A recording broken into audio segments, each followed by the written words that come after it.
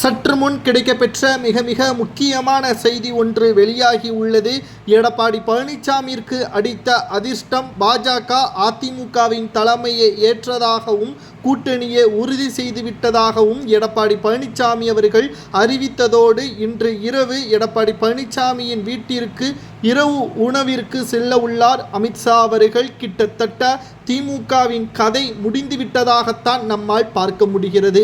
Dravida Munnetra Kazhagam mega கூட்டணியை அமைத்துள்ளது. நாடாளுமன்றத்தில் 40 இடங்களில் புதுச்சேரியுடன் சேர்த்து வெற்றியடைந்துள்ளது. சட்டசபை தேர்தலில் 200க்கு மேற்பட்ட இடங்களில் திமுக வெற்றியடையும் என்று கனவு கோட்டையில் வாழ்ந்து கொண்டிருந்த முதல்வர் ஸ்டாலின் மற்றும் அவரது மகன் துணை முதல்வராக இருக்கக்கூடிய உதயநிதி ஸ்டாலின் அவர்களது தலையில் விழுந்த மிகப்பெரிய ஒரு இடியாகத்தான் இன்று அமித்ஷா அவர்கள் வெளியிட்டுள்ள அறிவிப்பு. 2026 சட்டமன்ற தேர்தலில் எடப்பாடியை முதல்வராக நாங்கள் ஆக்குவோம் என்று உறுதியளித்துள்ளார். கிட்டத்தட்ட தமிழகத்தில் திமுகவின் உண்மையான முகத்தை நாங்கள் வெட்ட வெளிச்சத்திற்கு கொண்டு வருவோம். திமுகவில் இருக்கக்கூடிய அமைச்சர்கள் மிகவும் மோசமானவர்கள், ஊழல்வாதிகள் என்றும் உள்துறை அமைச்சர் அமித்ஷா அவர்கள் தெரிவித்திருக்கிறார். கிட்டத்தட்ட திமுகவில் இருக்கக்கூடிய அமைச்சர்கள் யாரேனும் யோக்கியர்கள் என்பதை கூற முடியுமா?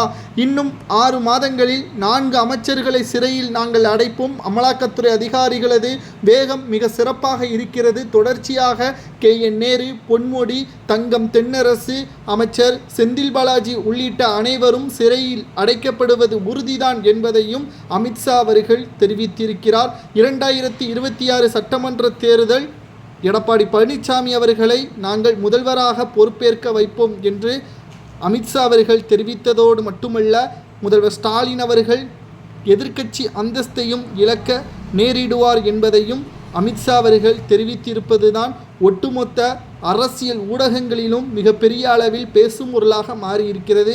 கடந்த 2 வாரங்களுக்கு முன்பாக வரை அதிமுக பாஜகவுடன் கூட்டணி கிடையாது என்று கூறி வந்த நிலையில் திடீரென்று இந்த கூட்டணிக்கு காரணம் என்ன? எடப்பாடி பழனிசாமி அவர்கள் பயந்து விட்டாரா என்று பார்க்குமேயானால், பாஜக சில கொள்கைகள் அதிமுகவை வலுக்கட்டாயமாக திணித்தது.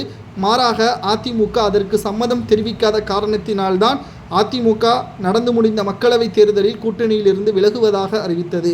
ஆனால் இப்பொழுது திமுக மக்களை மிகவும் மோசமான முறையில் நடத்தி வருகிறது. இனியும் திமுக ஆட்சியை அமைத்தால் மக்கள் நடுத்தெருவில் தான் நிப்பாட்டுவார்கள் என்பதை மனதில் வைத்து கொண்டுதான் ஆட்சி அதிகாரத்தை கைப்பற்றுவதற்கு பாஜக அதிமுகவுடன் கூட்டணியை வைத்திருக்கிறது.